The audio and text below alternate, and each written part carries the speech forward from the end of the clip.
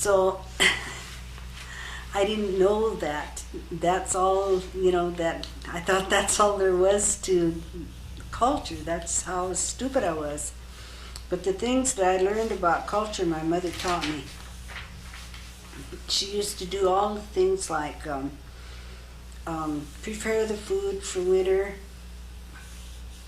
and everything, dry corn and everything. And I used to help with what I could and watch her and everything, but I never did ever have to do it myself until after I got married.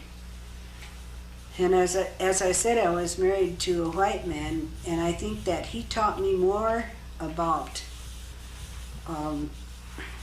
drying corn and cleaning tanega and everything else like that than anybody did, because he would help with it. He'd do it, and he knew how to do it, and I didn't.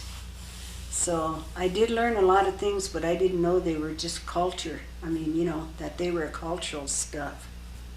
I said, but I guess I was always around it because I was Indian.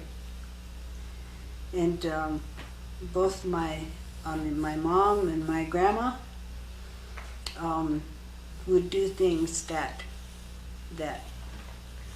Indian women did, and teach us things that we needed to know. And the things that they taught us were things like being honest.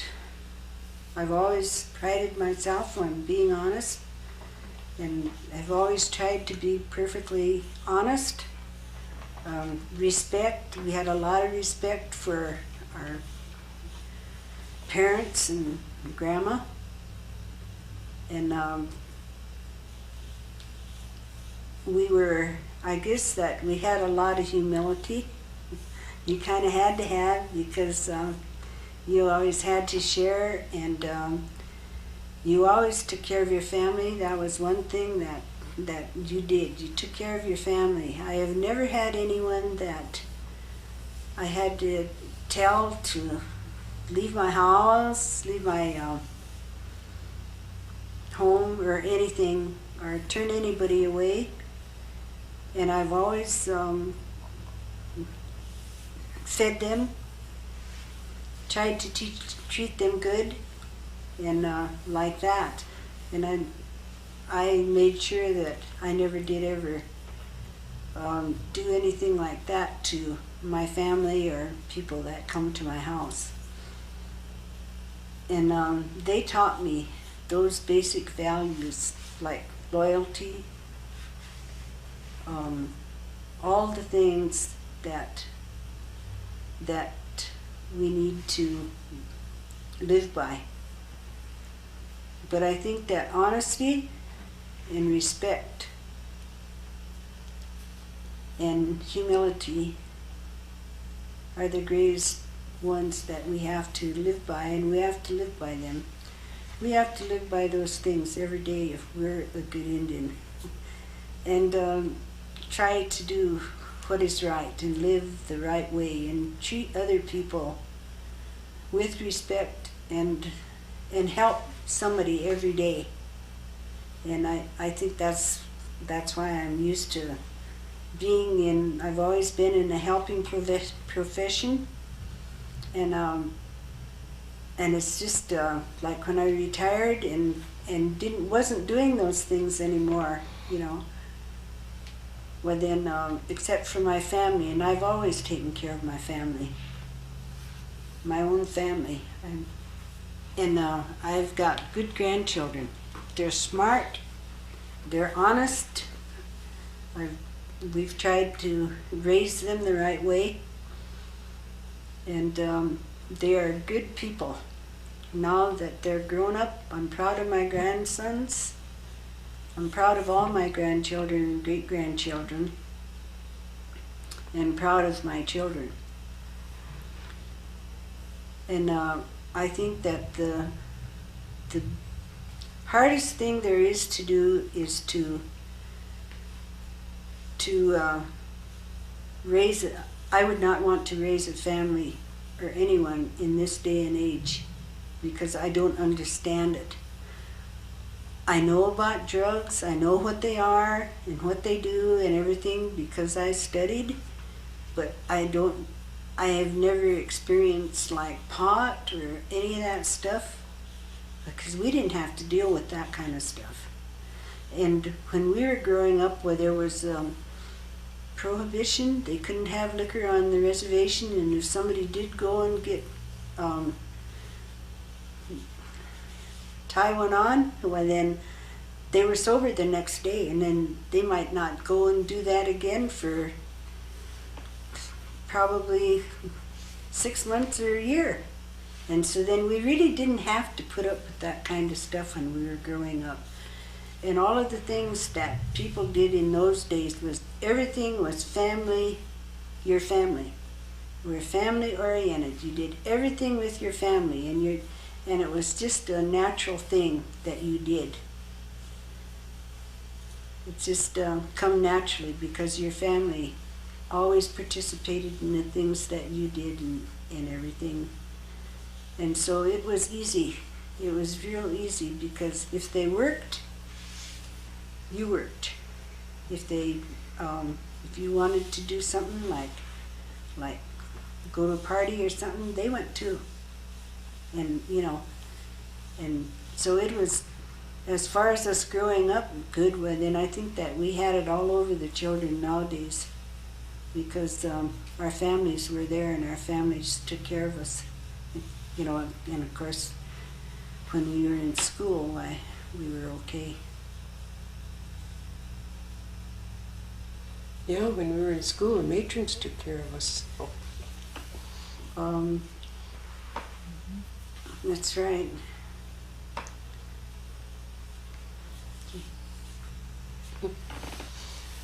At school, when you were in school, I said, everybody, the teachers and the matrons and everywhere you went, somebody was there. There was somebody that was going to tell you what to do or watch you. So it was still kind of like home. I mean, you had that authority around you all the time too. But nowadays, I think that I always sit there and think about it. I always wonder what's going to happen because, like, you never heard of, well, at least when I was growing up, I never ever heard of somebody beating up an elderly person, or like you hear today. And I always think, what's going to happen? But you never ever saw kids running around alone, little kids like runs around now. You never saw anybody's kids running all over. If they went, they took their kids. And they didn't have babysitters home with them or watching them and stuff.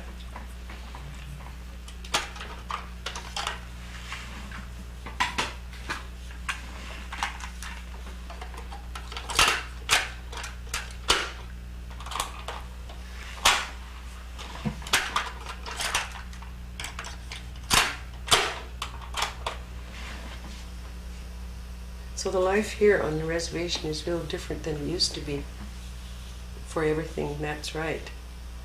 And but I don't know what will happen if this communications things ever stops, or I mean, everybody would be just lost. They had a blackout here not too long ago somewhere, or something happened on something up in the air, and nobody could use their beepers, and that's all you heard on the TV was the doctors were upset and everybody else was upset. And I was thinking, gee, something's up in the air and something went wrong and everybody's upset. But I always wonder what would go wrong, well, what would really happen if we lost all the electricity here or something, in the whole country. I always wonder what would happen, like in cities and stuff. Of course, on reservation, we could get along here, but then I don't know about other places. But sometimes you tell your kids the things like my kid. One day Orville said to me, Mom, I bet when you was young, I bet all you did was sat in the house and watched TV. So I said, oh yeah, we did. I said, we didn't even have a radio most of the time. I said, we didn't have TV.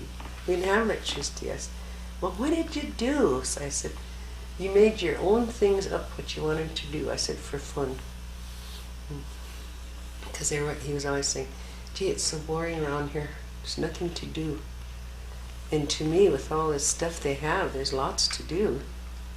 if they want to do it. But they don't understand that this isn't the way it always was. And I think for myself personally that people have to teach their children to go back to the old ways, to do things from scratch and stuff. I think that has to be, unless our kids won't be able to make it either. If something would happen, especially if all the older people are gone.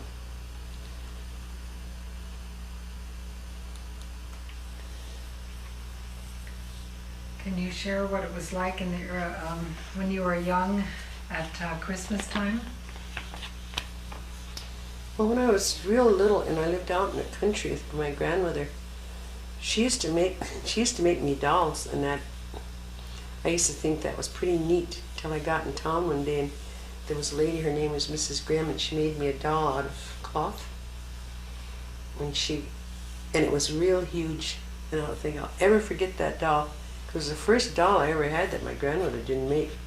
And then we had a man that came during the Depression that came here, and he bought me a doll. There were those big dolls, they're all kind of, you get them wet, they kind of crumble up. But, oh, I wanted that doll, and this man went and bought me this doll for Christmas, and we used to have nice Christmases though.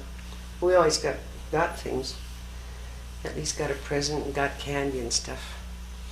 But the only thing I didn't like about Christmas, and I never did like it, was at church. I'd go to church, and we went to Sunday school, and I always had to be the black person in the plate, and that I didn't like. But other than that, the ministers and stuff were nice, and Christmas was always a lot of fun, I thought. And we always had, to me, to have a holiday dinner or something, to me it was always, and it still is to me too, it's always dried meat soup and dried meat everything, dried corn, dried turnips, dried squash, the whole bit, and fry bread and oja.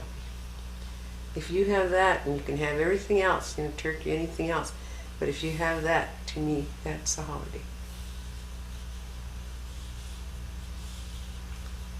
We always had plenty of food to eat. We always had a lot of food to eat. I mean, our folks always thought we had a lot of food. My grandmother always had a lot of food. And she made everything. She made ham, she made bacon, and she made butter. She had chickens. And when I was little, we used to go to Vail, and she used to barter. She used to trade this stuff for, like, sugar, coffee. Not flour, because she always had her own flour made, but the things she couldn't make herself, was she'd trade her butter, her eggs, and this stuff for those things. And I just think that was kind of neat, because she made them. She made pounds of butter and put her own print on them and everything. Everybody would come and buy it from the store. They used to just wait for her to take her stuff, and she always cleaned her eggs, and she canned them and everything. And so she really worked hard. She worked all the time.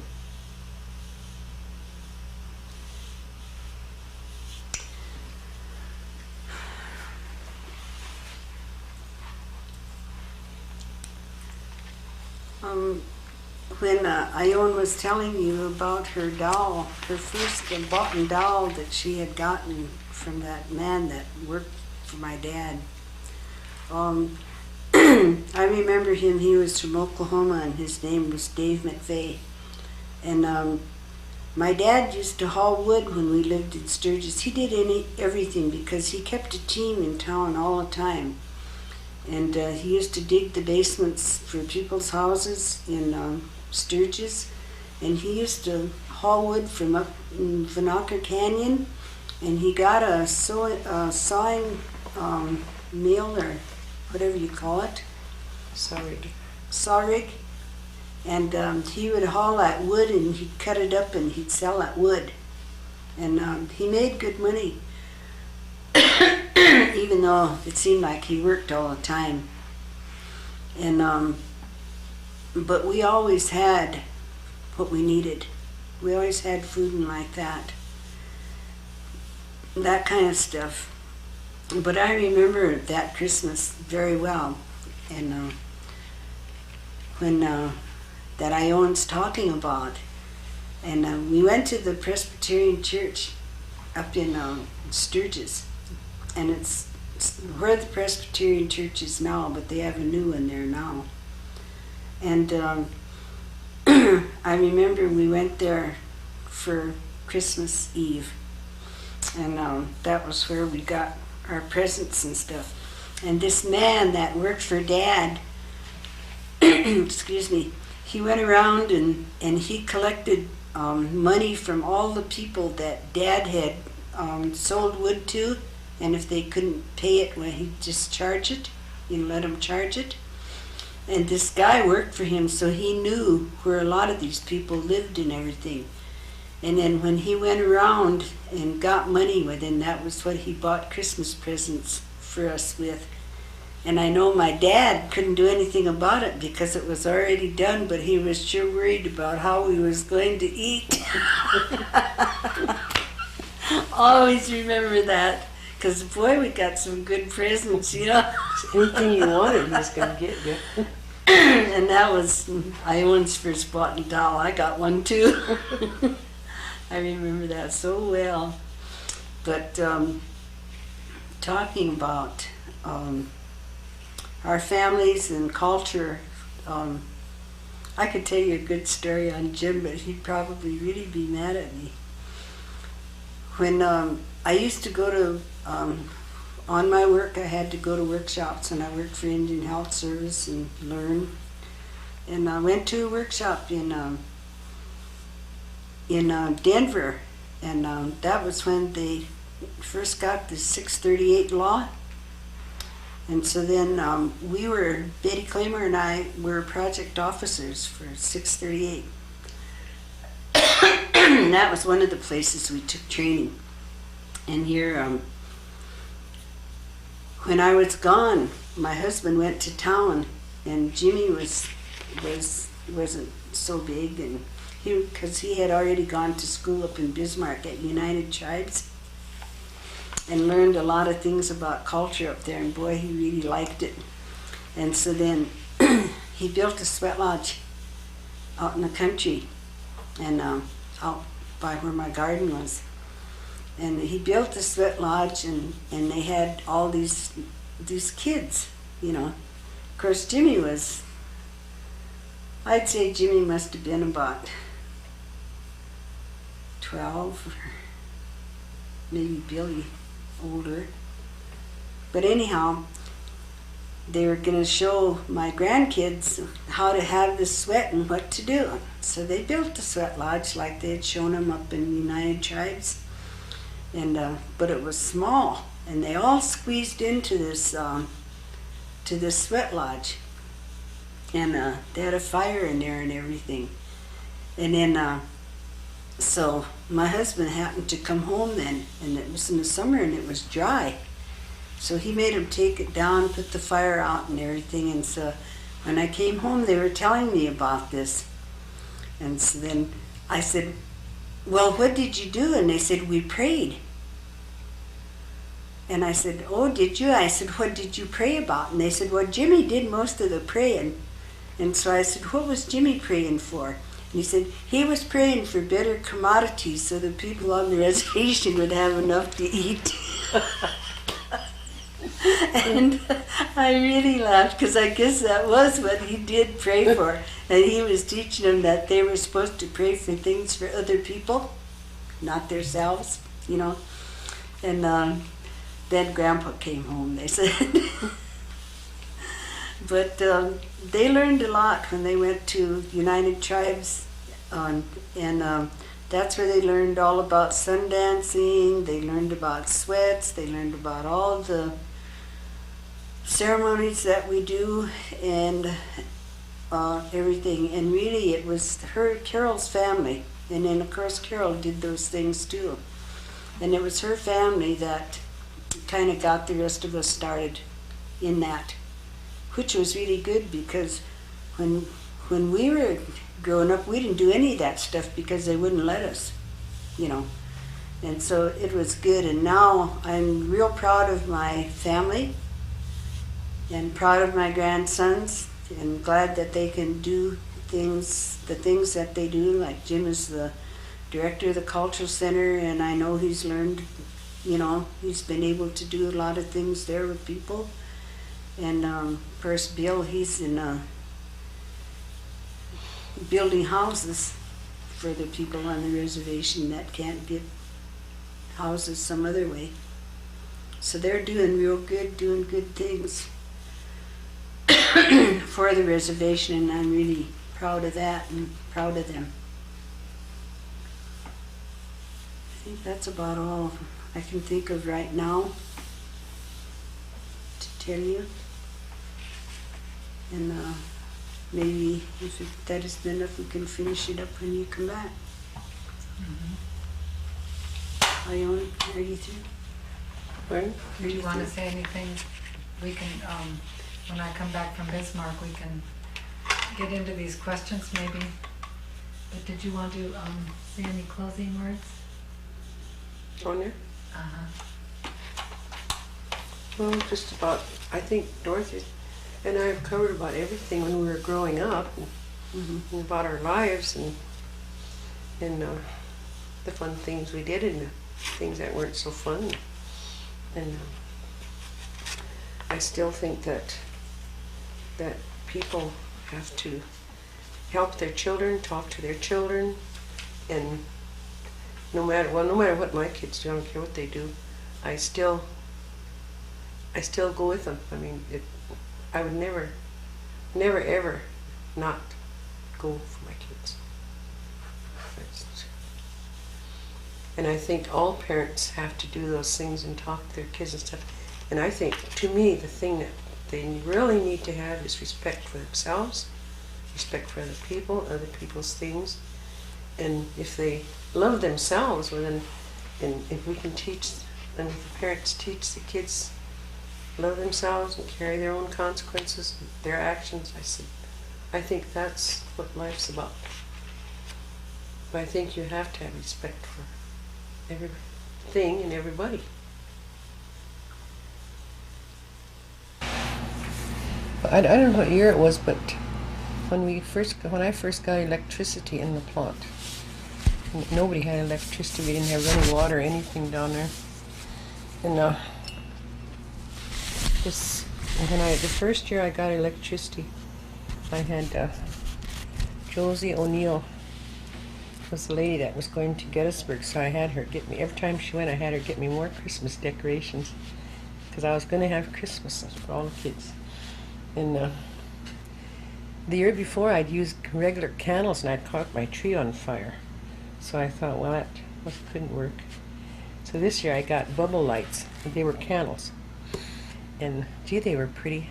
They just bubble up, And so every time she went, I got more decorations. And when Christmas came, we really had a good party, boy. We had a big tree, filled the whole room, and just decorated, And that was really something to have electricity there. And then we didn't get water there. Well, the years I lived there, we never did have running water, but after they put the Sawahe business in, and we're up here, well, then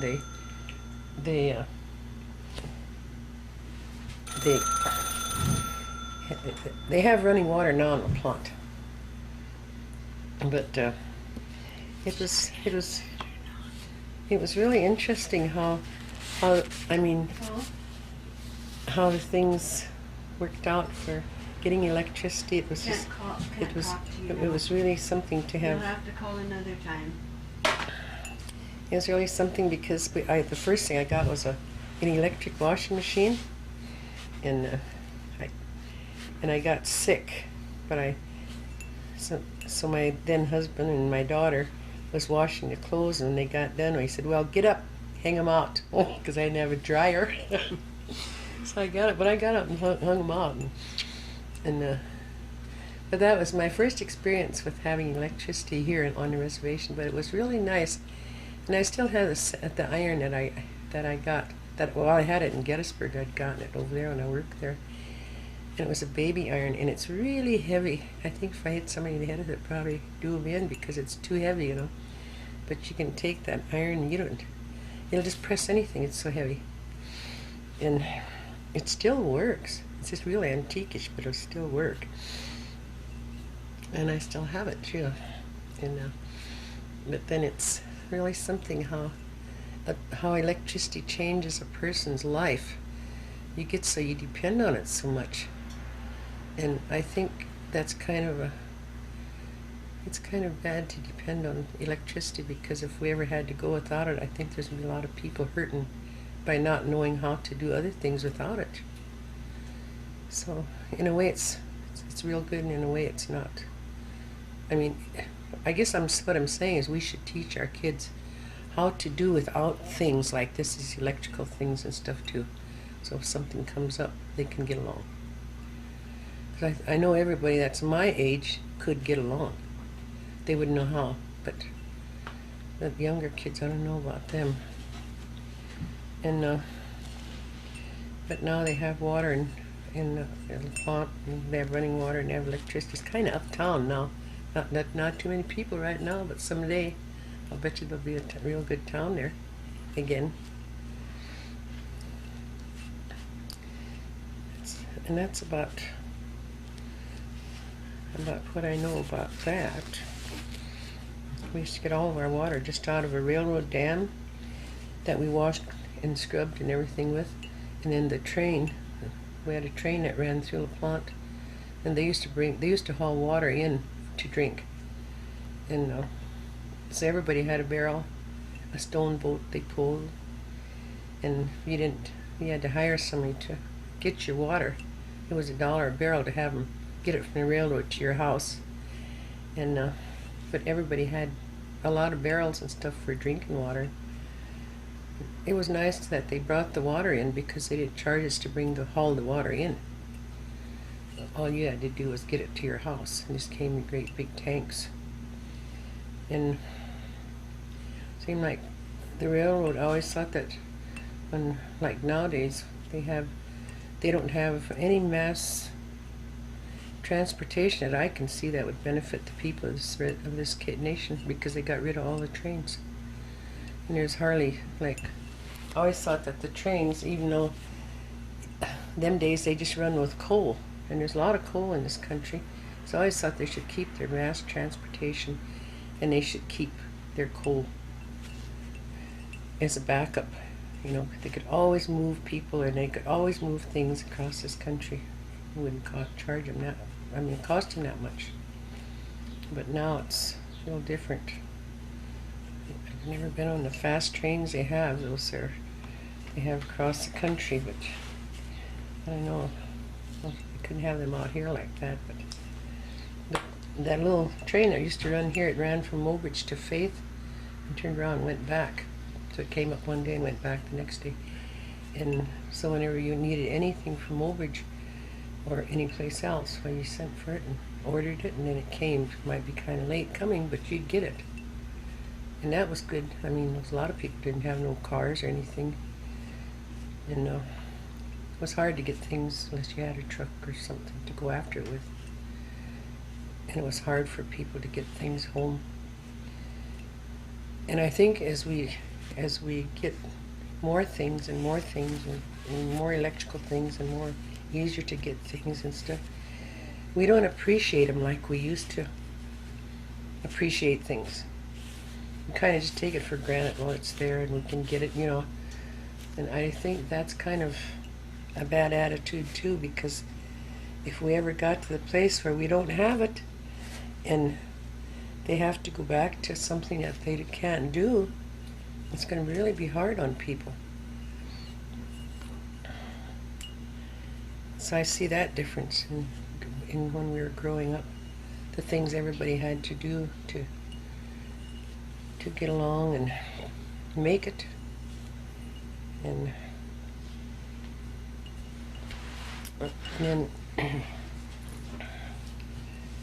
then our roads wasn't like they are today either. Our highways, they were kind of like little trails. They were just graveled and they were narrow, and nowadays you can get on this highway and But you never had wrecks, people getting killed like this all the time, like they do today, because nobody drove that fast. You couldn't. And then a lot of times on a ride on the highway, you could get stuck, like with the gumbo. Wasn't even getting off the road, you could get stuck. And so we do have a lot of improvements in this country from just during my time anyway. But sometime I think they should go back to slowing down a little bit. Kind of smelling the roses on the way or something, you know, kind of too fast. And things are too fast sometimes. I think that's lots what's wrong with the young kids too. Everything's too fast for them.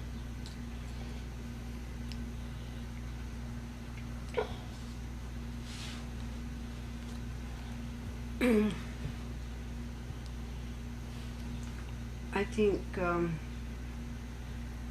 talking about things being too fast nowadays, things do happen too fast. The world is moving too fast. The kids nowadays, they have they're really frustrated, a lot of them, with the things that are going on, like what with the wars and the bombs and just everything. And they're not, I think that's where a lot of the drugs come in and stuff, is they're not able to cope with everything, and then they get into this drinking and taking drugs and everything, and that kind of makes them feel good, forget, and feel good. And I know that when we were kids and we didn't have alcohol on the reservation, and it was okay.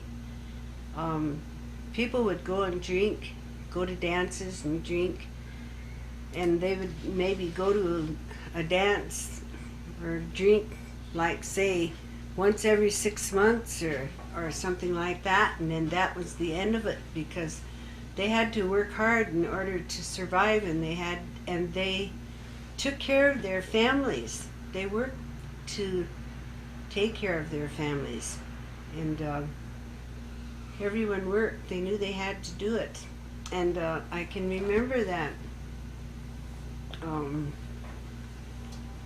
the communities worked together, like in the 30s, I think it was in the 30s, 40s, I guess, maybe, when they had those WPA programs, and they built these big dams around the country and everything. The communities would have gardens, and everybody would work, and their gardens were all one big garden. So you had to get along. I mean, you had to work together, and and get everything growing good and everything. And people thought more about getting along and helping each other, instead of, like today, there's a lot of gossip and talking about different things that they could spend their time doing other things. But I can remember that when they finally did say that they were going to, what they called, turn the liquor loose. And that meant people could go and buy liquor, because Indians couldn't buy liquor then either. They had to get somebody to buy it for them, and like a non-Indian, and there were always white people that would buy for the Indians. And so when they did turn the liquor loose, and I think that was in 1952, wasn't it? I don't know what year it was. It was in the early 1950s, but I can remember that. I was living at Cheyenne Agency, and everybody was going over to Gettysburg to drink, and it was just a mess. And of course there were some people that didn't go, but I can remember, I think he was our superintendent then, or he was superintendent of the schools or something. What's that guy's name? Anyhow, well, then he went over to the liquor store, and he was going to buy a drink in the bar. And they were all waiting for him to get his drink, and here he got a great big glass of milk. And told him, "You can drink in a bar and not get drunk," he said. And that was Harold Shunk was his name. And he said, "I'll show you how to do it," he said, and they did, and everybody was just laughing.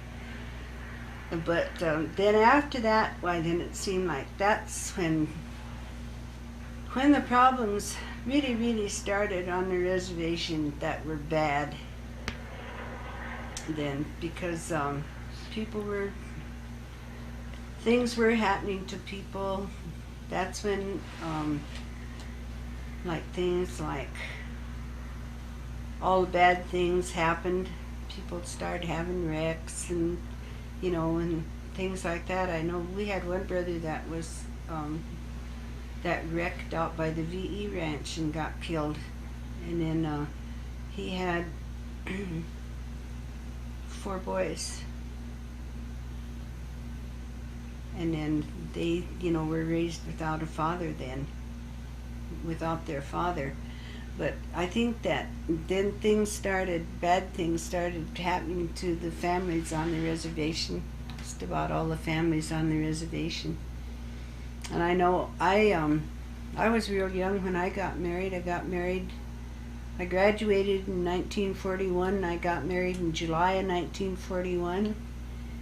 And I had my first child in 1942, a year later. And had my second one in 1943, and my third one in 1945. And then in 1947, I had a little girl that died. She was premature. And then in 1948, one of my sons was born, and in 1951, the other one was born, the last one that I had. And all I knew, I was just out of school, graduated from school, and all I knew was taking care of my family, trying to take care of my children, raise my children. I didn't do anything else for I don't know how many years, until my youngest child started school. Because the only time that you really have your children with you is from when they're born until like when they used to start school. And you had them for like 5 or 6 years. That's the only time you're going to have those children all to yourself in all of their life.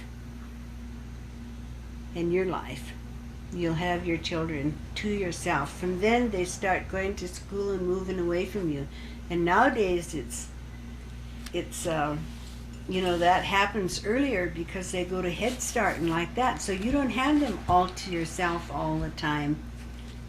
And I remember I wouldn't work when I had my children, when my children were little, because I wanted, to take care of them myself.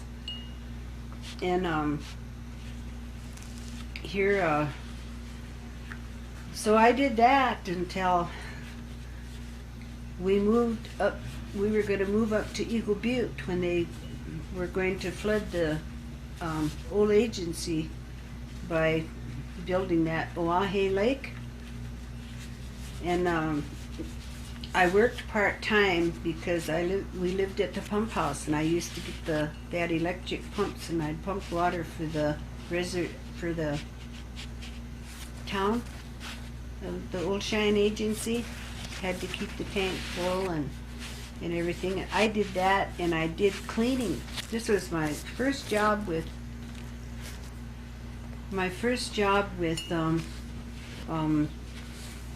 the Bureau.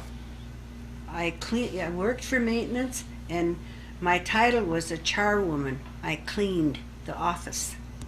I made 85 cents an hour.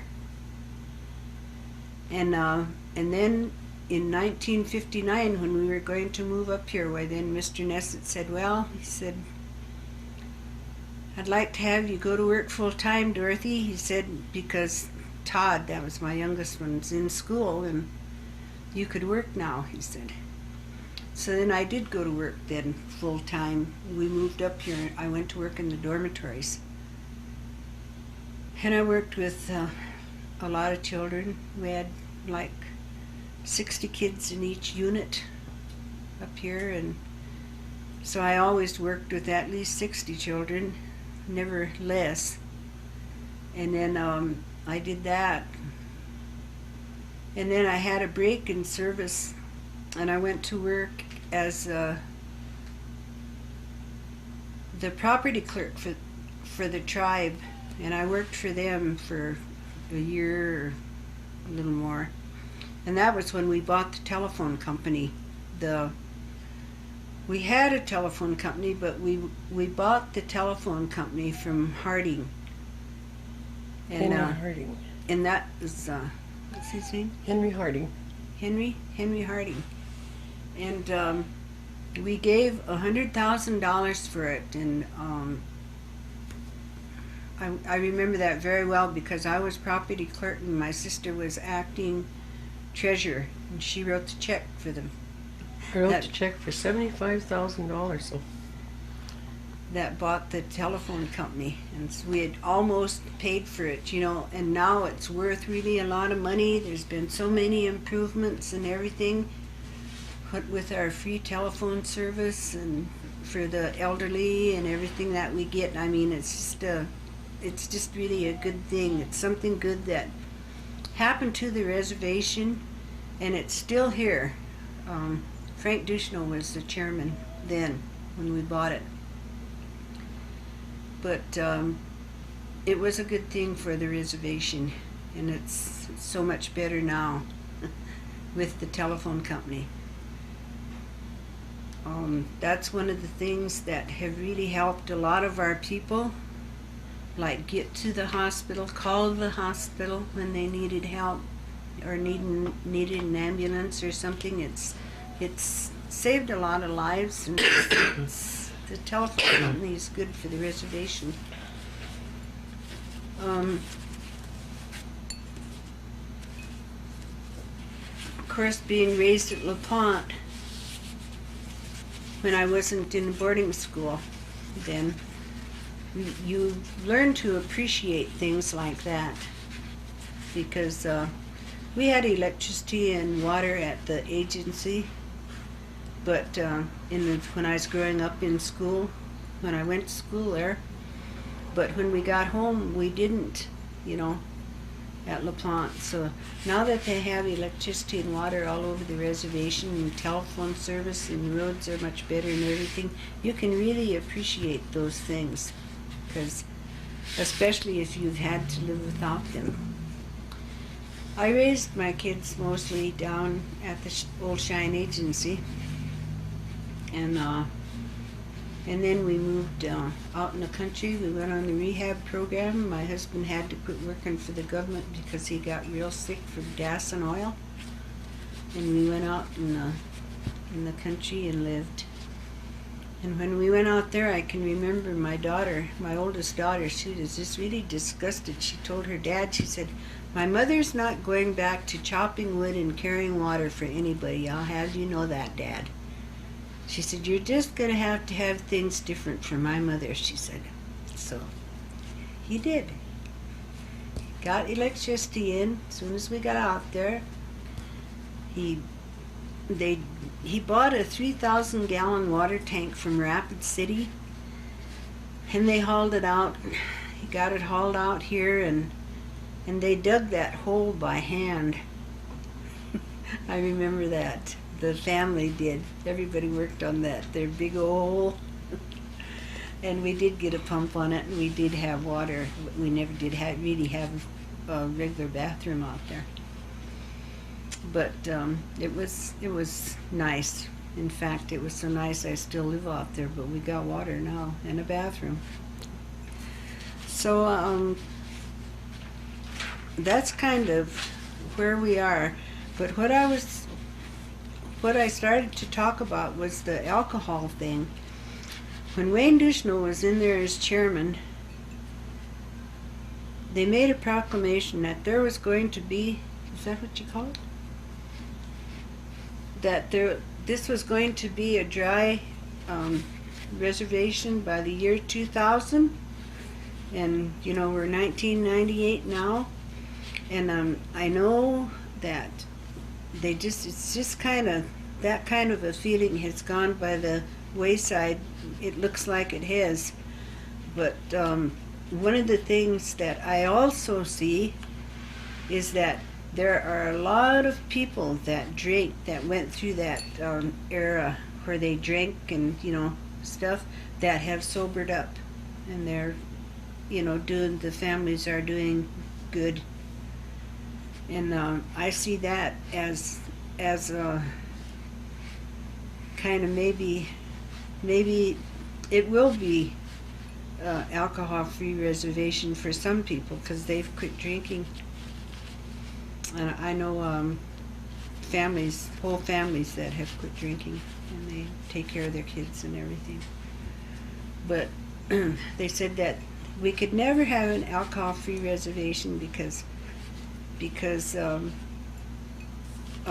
we let people come in within the boundaries of the reservation and sell liquor. But then it was alcohol-free at one time, and that was before they turned the liquor loose in the early 1950s. So I think that there are things that can be done. Another thing that I think that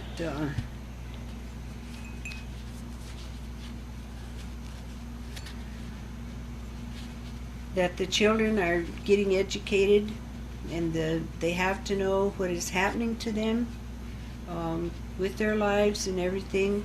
I know the suicide rate is down, which is really a good thing, because, you know, just in my own family we had 3 suicides, and that was just from alcohol and drugs. And those things have happened to other families on the reservation. And of course they know what it was like. We always thought nothing like that would ever happen in our family, and it sure did. And I know it can happen to anybody. So, but then the suicide rate for Cheyenne River has gone way down. So that is one good thing. So we do see things that are happening that are really good on the reservation. And it's mostly just listening, sitting down with I think probably the thing that would change things the most for people and their children, like, is to sit down with them and talk and try to get some good communication going, and not react like children. Your kid says something smart to you, and then don't get mad and say something smart right back, because you're an adult. And kids are kids nowadays, and this world is a lot different than it used to be. The language they use is really language that is terrible, and it's just, you know, and that alone I know makes a lot of parents really angry. You know, and a lot of grandparents, because they don't like to hear that kind of stuff. But it's that you have to sit down and have good communication with your kids, and really honestly get interested in them and see what they're doing. Ask them what they would like to do. Find out the things that they want to do. And it's not all just running around drinking and taking drugs and riding around and doing all the fun things, because life isn't just all fun. You know, that's not the way life is. And that is something. Getting families more involved with their children will change a lot of things, doing things with them. I know that from experience. Just things can be better here on our reservation. But we do have a good reservation. We have a lot of people that are working, that are educated. We have more educated people now than we've ever had. We have people that work hard. They try to come up with programs for our children and for everybody else, and the elderly have it made here on this reservation. You know, we get at least $50 every month because we get almost $30 from having our phone bills paid, and then we get $20 cash, and we get big discounts like eating our meals at the nutrition center that only costs us, a full meal only costs us 75 cents. You know, where else in this world do you get that? You know, and it's just, there are a lot of good things that happen here on our reservation. And Cheyenne River has always been a leader to other reservations all over the country. When they made this thing about having a drug-free reservation, alcohol-free reservation by the year 2000, every meeting I went to, no matter where it was, Washington, down in the Southwest, in the East, and all over, that was one thing that was always brought up. They were all looking to Cheyenne River to make a big change, you know, and see what they did so that their reservations could be that too. And they have always looked up to Cheyenne River as a leader everywhere we've went. And I think one reason that they do is because of that pipe. You know. Yeah. One of the reasons, that's right, one of the reasons that they do look at this at Cheyenne River is because we do have the pipe, the calf pipe. And I think that that has made a big difference with us. I know that there are a lot of people, a lot of breeds, there are a lot of people that that don't believe in cultural ways, but culture isn't just praying and stuff, because you can do that anytime, anywhere. Isn't the spirituality? It's the way you live every day. I mean, if you're good to people, get along with them, try to get along with them, not say bad things about people, help one another, do things together, do the things that you're supposed to, the things that really make a difference. Go back to the basic values that everybody has had, like honesty, respect, humility, all those kinds of things, then your life would be better. And if praying any way you want to pray, that's your business. But if you do go back to spiritual ways with the pipe and everything else, I know that it will make a difference. But then that's for you. Any religion that there is, if it's good for you, then that is fine. That's okay. No matter what it is. If it helps you, fine. So that's another thing that we have to look at here, you know, on the reservation.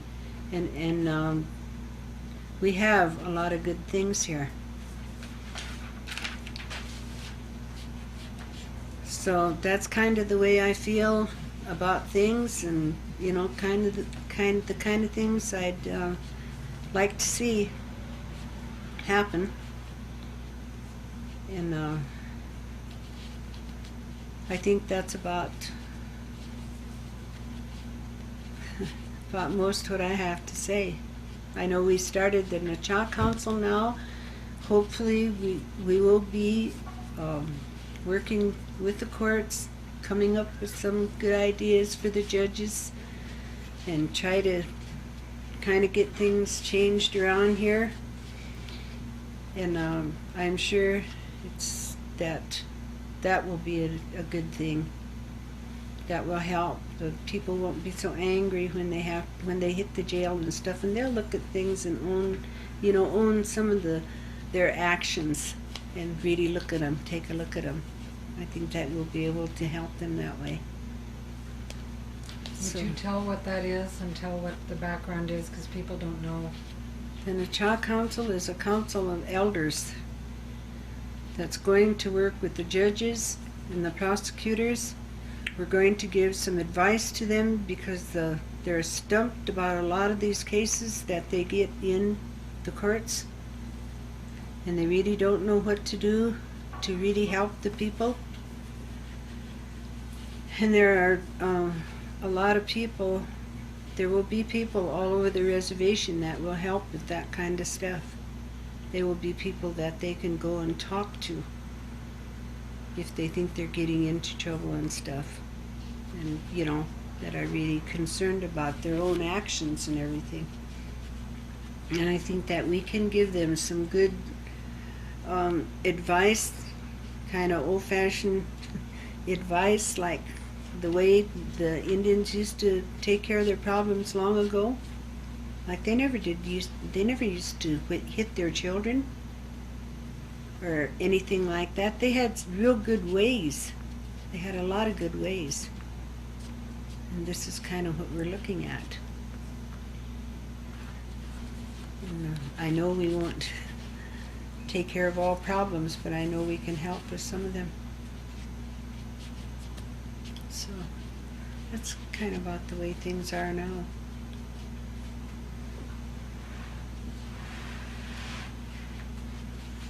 Hold on. Wait, I want to get some coffee. Oh, okay, hold on. So some people think that they owe the churches something, but all these churches came to these reservations because the government was trying to Christianize the savages. That's why we're like we are. Like one community belongs to one religion and one church, and the next community belongs to another religion. And that's the way it is all over the reservations. It's like that everywhere. But what they did, they subsidized all these churches to come in here and do it. That's why they had Catholic schools and all this stuff too. They were subsidized. Because I read a report when we moved from the old Cheyenne agency up here, and they were talking about what they did.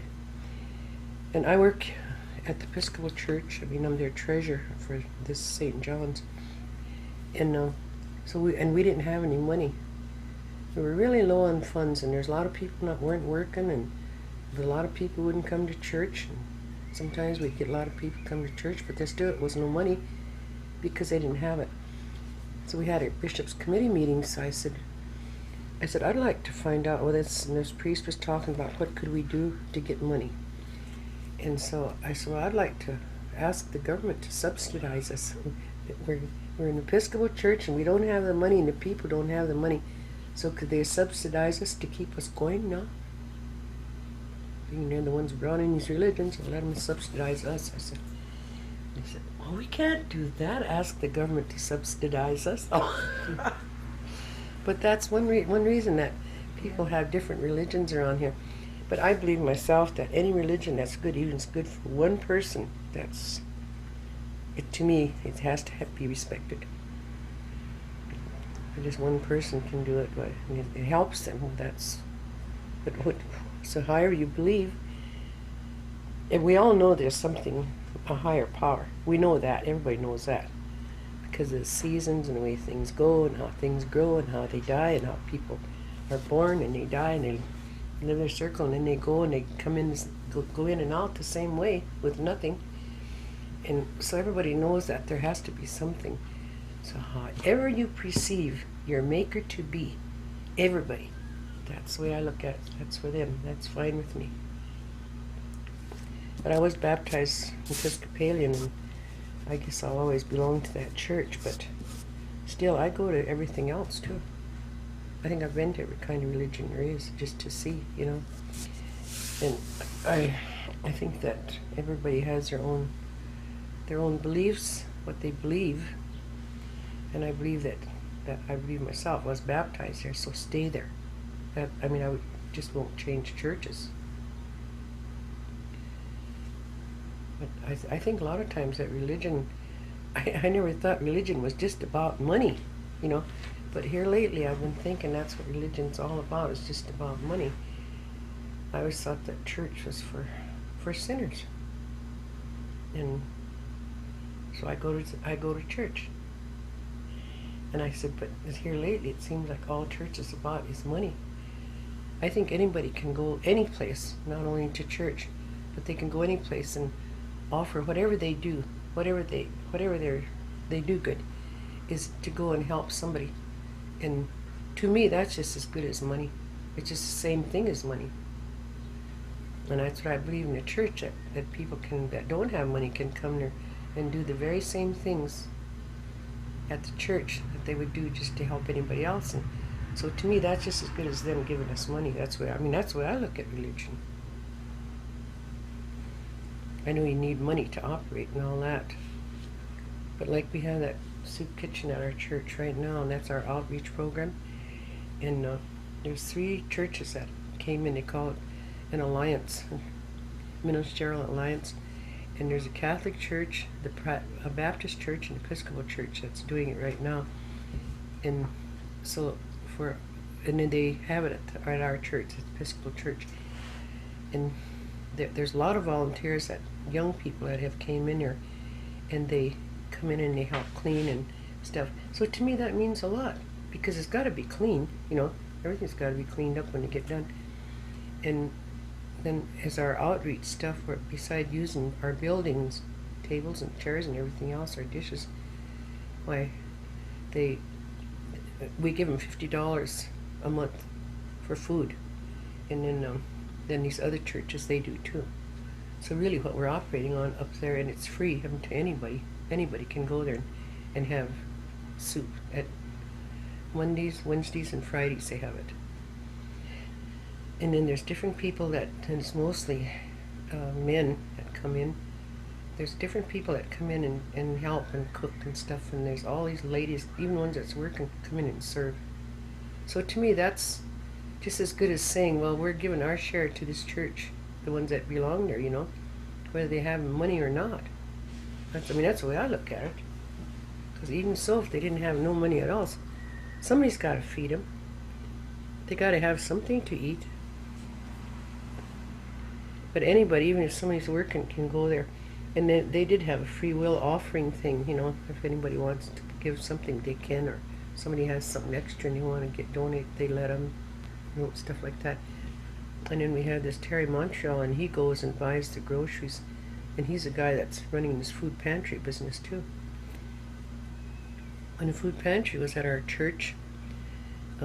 Bishop Gessner was alive then, and he was in Sioux Falls, and he was the man that was helping to get the food at Second Harvest, and he was also helping to get it here, paying the transportation here. And so for our outreach then, we were sending $50 a month to that delivering of it. And then when he died, he still has a fund that is providing the food and stuff, and helps with that. And but we didn't send our $50 anymore, because they told us that they would get the food here themselves. So then we started helping Habitat with $50 a month.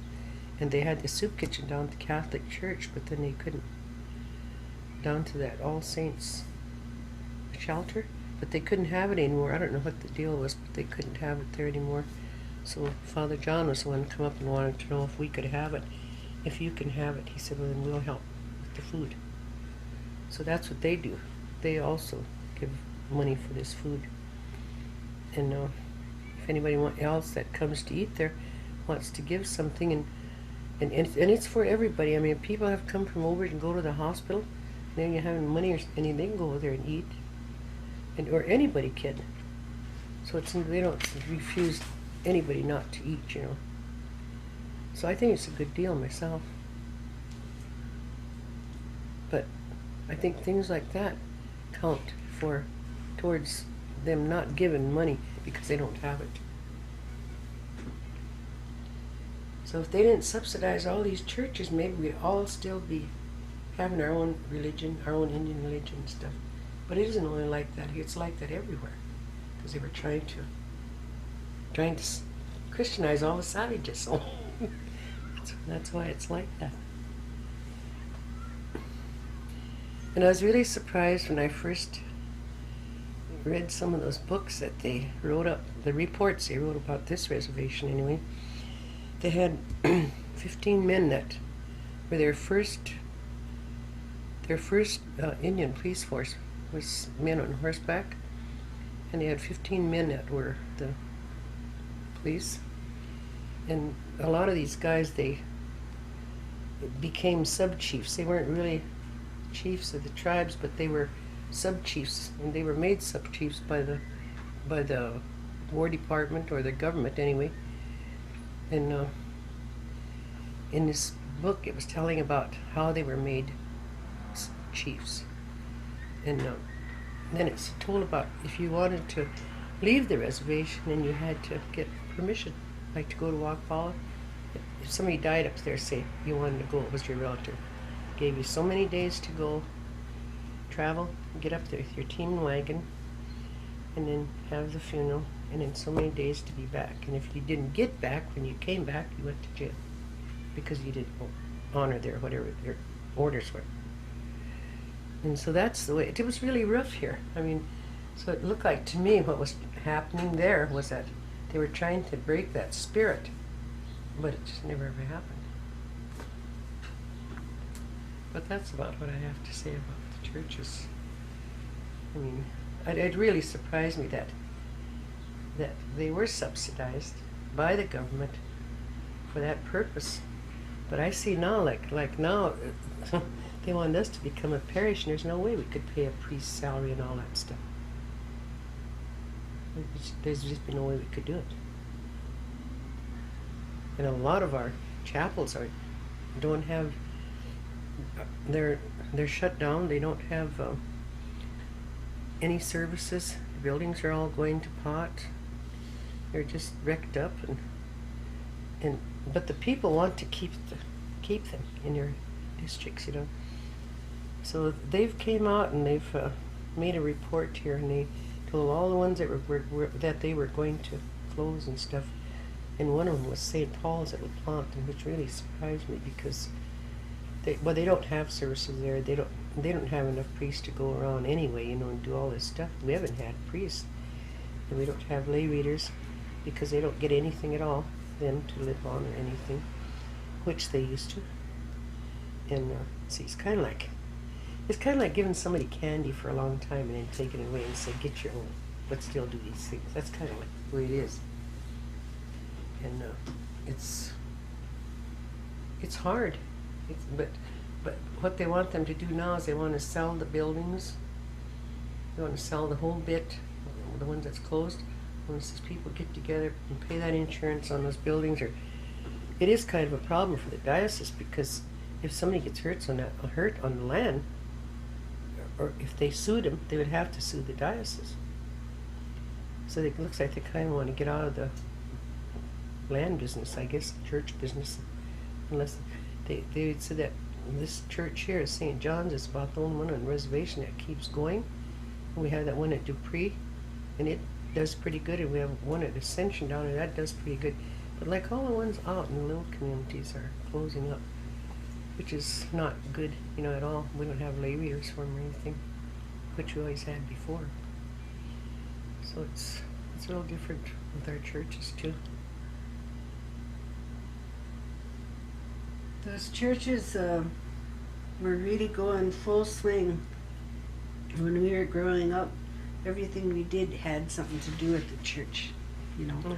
And but then when that was because they wouldn't let the Indians practice their own ceremonies and stuff like that, and they were really doing good. And then after they got laws passed where they could practice their own religion and everything like that, then that was when those churches started going downhill. And I know for a while right here in Eagle Butte, they didn't have hardly anybody to go to church, you know. And there are things about the church that you're raised with and everything, like if I feel like I need to go and take my communion, because I'm baptized and everything, and I'm Episcopal too, but then I'll go and take my communion. You know, I can go to the church and take my communion, and it makes me feel better.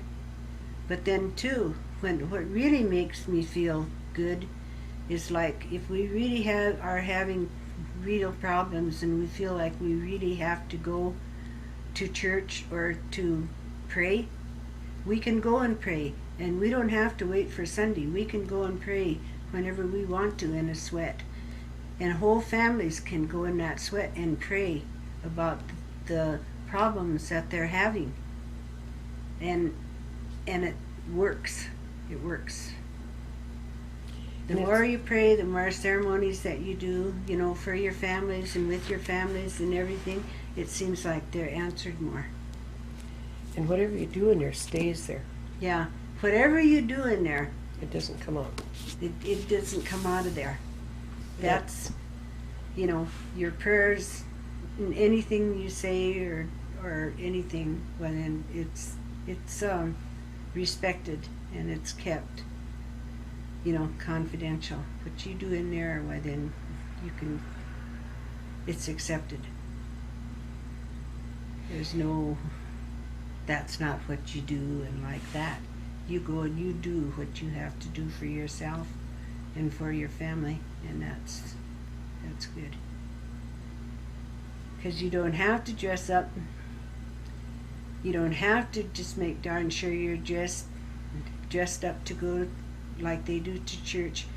You can take your families and you can sit with your families, and you don't really say your prayers out loud that you're feeling in your heart that you want to say. When you go in a sweat, you can, you know, that's just the way it is. And that's what is really, that good kind of communication is what helps. And that'll help more than anything if you're having problems. I know that. So the people, all people don't believe that way, and that's okay. Just so that they live good lives and try to be good people. And, you know, think about their basic values and be good people. And all people, there is good in all people. You know, you can take a negative thing and you can look at it and you can come up with something positive out of it. You know, and that's what you concentrate on. You concentrate on their strengths, not their weaknesses. And then you'll be able to get something done.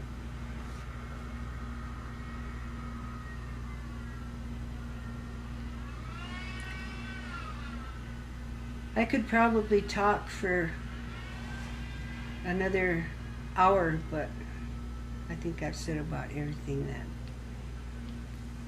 that's a little bit about everything that I could think of.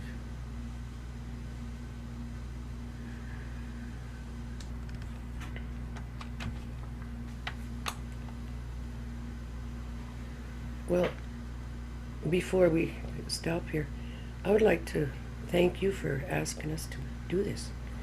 And I'm really glad that you're recording these things and that you're going to use them for a good cause. And I'll be happy to see whatever I said or whatever I did on this, if I ever get to. But I want to thank you for your trouble, your time, because I know this has been a long time. And it should have been done, this should have been done a long time ago when we had a lot of real old elderlies living, you know. Somebody should have did this, I think. So I just want to thank you guys for coming and doing this.